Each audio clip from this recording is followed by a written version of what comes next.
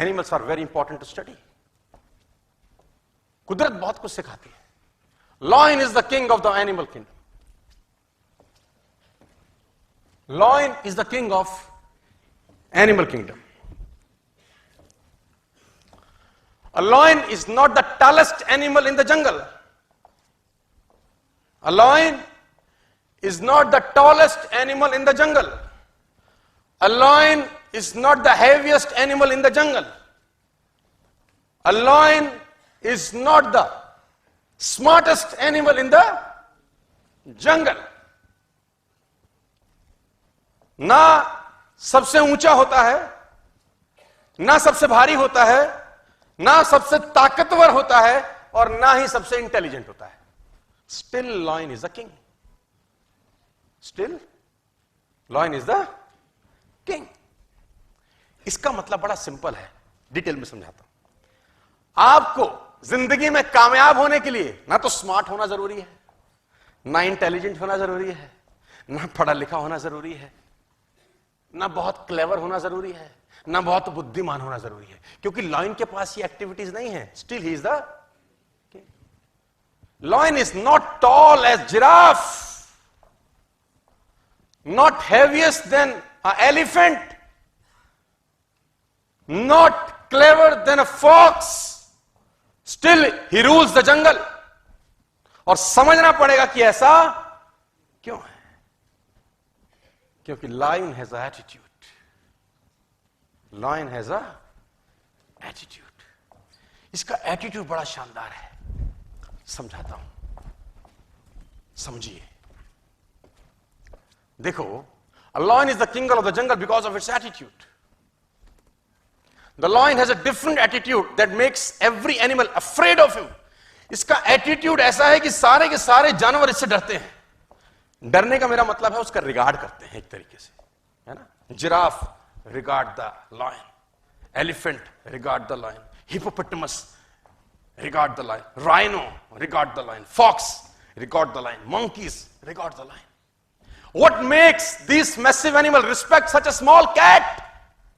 देखने में तो छोटी सी बिल्ली ही तो है। क्यों ऐसा होता है कि लॉयन का सब रिगार्ड करते हैं या डरते हैं दूसरी भाषा में? It's because of its the attitude is different by difference. जैसे ही लॉयन ने एलिफेंट को देखा, समझिए, जैसे ही लॉयन ने एलिफेंट को देखा, उसके दिमाग में एक चीज आई, लंच। जैसे ही लॉयन ने एलिफेंट को देखा, उसके दिमाग में एक चीज आई, लंच। जबकि लॉयन से एलिफेंट 10 गुना एटलीस्ट भारी है। लॉयन से एलिफेंट 5 टाइम्स बड़ा है, और एलिफेंट अगर एक पंजा मार दे तो लॉयन मर सकता है। लेकिन एलिफेंट को देखते ही लॉयन के दिमाग में एक ही चीज आती है, lunch, I can eat this, मैं इसको खा सकता हूं। और दूसरी दिशा में एलिफेंट ने जैसे लॉयन को देखा, उसके दिमाग में आया, ईटर, साला खाएगा, उससे भारी है, उससे ताकतवर है, उससे बड़ा है, बस उसको लगता है कि ये खा जाएगा।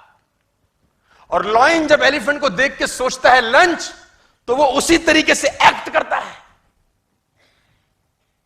और एलिफेंट उससे घबराता है। मैं बताना चाहता हूं sir, army of sheep led by lion will beat the army of lion led by sheep, है ना। भेड़ों की फौज को अगर शेर लीड करे तो वो उस फौज को हरा सकती है जिसको भेड़ लीड कर रही है, लेकिन फौज शेरों की है। It's all about attitude my difference. हाथी ताकतवर है, भारी है, एक पंजा मारे लायन को मार सकता है, लेकिन उसकी खोपड़ी में लायन को देख के आता एक ही है, ईटर, आया मारेगा खाएगा। और लायन की खोपड़ी में आता है, मेरा लंच है। It's all about believe system. उसको बिलीव है अपने ऊपर कि मैं उसको मार दूंगा, जबकि ताकत में कम है, अकल में कम है, भारीपन में कम है, हर चीज में तो, लेकिन फिर भी भारी पड़ता है। राजा वही है, because of believe system attitude पैदा करता है सर। आप कितने ही टैलेंटेड क्यों ना हो, नेटवर्क मार्केटिंग के अंदर कितने ही बढ़िया परिवार से क्यों ना आए हो, कितना ही लिस्ट क्यों ना हो आपका, आपके पास सारी सुख सुविधाएं हो, आपका अपलाइन शानदार हो, आपके पास दुनिया का बेहतरीन प्रोडक्ट हो, आप फेल हो जाएंगे अगर आपका बिलीव सिस्टम वीक है। तो आपका बिलीव सिस्टम वीक है तो आप फेल हो जाते हैं। और आपके पास कुछ सुख सुविधा नहीं है, no seminar, no trainings, no products, not a good company, आप साला दूर जंगल में काम कर रहे हैं, लेकिन आपका बिलीव सिस्टम अच्छा है, उससे एटीट्यूड अच्छा होता है, आप काम कर जाते हैं। It's simple philosophy. नेचर बहुत कुछ सिखाती है। मैं बार बार एग्जांपल देता हूं। Before 1964 it was a myth कि कोई भी आदमी 1 मील की यात्रा 4 मिनट से पहले में नहीं कर सकता। 1964 से पहले ये बात जन जागरण में जाहिर थी कि एक आदमी प्रैक्टिकली शारीरिक इतना ताकतवर नहीं है कि वो 1 मील को 4 मिनट से कम में कन्वर्ट। 1954 से पहले हजारों लोग भागे, नहीं कर सका कोई 4 मिनट 10 सेकंड लेता था, कोई 4 मिनट 15 सेकंड लेता था, कोई 4 मिनट 30 सेकंड लेता था। 1954 में साला रॉजर बेनेस्टर निकल के आया और 3 मिनट 59 सेकंड में और 6 मिली सेकंड में उसने 1 मील की यात्रा कंप्लीट करी। उसको बिलीव था कि मैं कर दूंगा, बाकी लोगों को लगता था नहीं हो सकता। मजे की बात तो यह है कि 1964 में जब रॉजर बेनेस्टर ने किया, उससे पहले किसी ने नहीं किया। लेकिन आज जब मैं आपसे बात कर रहा हूं 29 जून 2019 को, मेरे जानकारी के मुताबिक 5 लाख से ज्यादा लोग ऐसे होंगे जो 1 मील की यात्रा 4 मिनट से पहले कंप्लीट कर चुके होंगे। Even school going kids, school में जाने वाले बच्चे कर गए। क्योंकि 1964 से पहले जब लोग ट्रैक पे दौड़ते थे तो उनके दिमाग में रहता था आज तक नहीं हुआ, आज भी नहीं होगा। हेलो, 1964 के बाद लोग जो ट्रैक पे दौड़े तो लोगों को लगा था साला रॉजर बेनेस्टर कर सकता है तो मैं भी कर सकता हूं। बिलीव सिस्टम, और उस बिलीव सिस्टम के हिसाब से वो एक्ट करते हैं और बिलीव सिस्टम से एटीट्यूड पैदा हुआ और खेल चेंज हो गया। मैं बार बार उदाहरण देता हूं सर, 2011 से पहले किसी ने वनडे में डबल सेंचुरी नहीं लगाया था। Before 2011 nobody scored 200 in one day international.